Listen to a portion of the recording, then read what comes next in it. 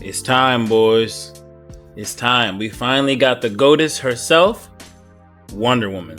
We about to cover Absolute Wonder Woman. I've been waiting for this to come out. I love Diana. Now we start in Gateway City, where we see two reporters cowering in fear over this unknown object that's just kind of floating on the coast. Once the reporters start to actually talk about the object, we see a bunch of creatures fly out and attack everybody. And then Wonder Woman comes in on her amazing looking Hell Horse and immediately annihilates the threat. And this is when we start to get some of the backstory of this version of Wonder Woman. Not only do we learn that she was in fact raised in Hell, but we see that this Wonder Woman conjures dark magic instead of the normal magic of her Amazonian heritage. Now going back a little bit, we do see that a baby Diana is brought to Hell by Apollo, given to this woman who appears to be a witch, and we see just for the few moments Apollo shows up and starts speaking to her that this is a very defiant woman, something that I'm pretty sure is going to rub off on Diana. And as a pretty crazy twist of fate, this is actually Circe, so she's going to be the mother figure to Diana. We see that baby Diana was sent here to Hell for all of eternity as punishment to the Amazons for betraying the gods. He actually forces Circe to be the ward of Wonder Woman, and he bans the word Amazon. Circe can't even physically speak it anymore. She's not to be reunited with her Amazon sisters, and this is just a crazy departure from the normal Wonder Woman. So although this is still Diana and she is still a princess of Themyscira, she has been taken from her family, forced to be raised in Hell, and the gods really don't even care if she lives or dies. Now clearly there is something Apollo is hiding, but for now, this is all we get. She is gonna have to fend for herself in Hell with Circe.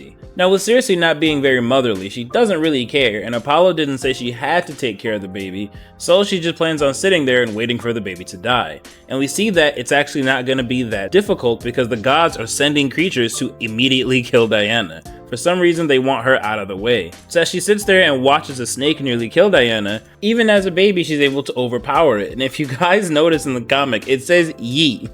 She yeeted the snake out of there. Not only was this hilarious, but it reminded me of Baby Hercules. Sucker, here you go.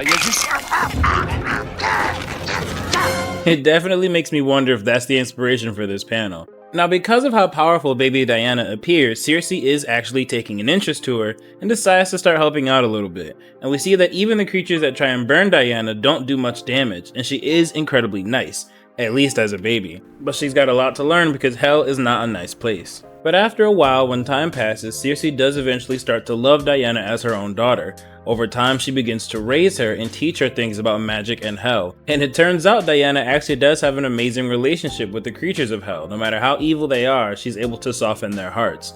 So, surprisingly, they're having a pretty good time in Hell. Now we get another bit of a time skip where it shows they really have built a home, and the creatures that were attacking Diana before have continued to show up and they continue to beat them back. And we get a bit of dialogue of Diana asking where these creatures are coming from, and although we know Circe realizes these are the gods sending creatures to kill Diana, she says she doesn't know, so it looks like she's actually keeping this from her. And of course there was gonna come a time where eventually she raised Diana enough and she was gonna have to facilitate her escape from Hell.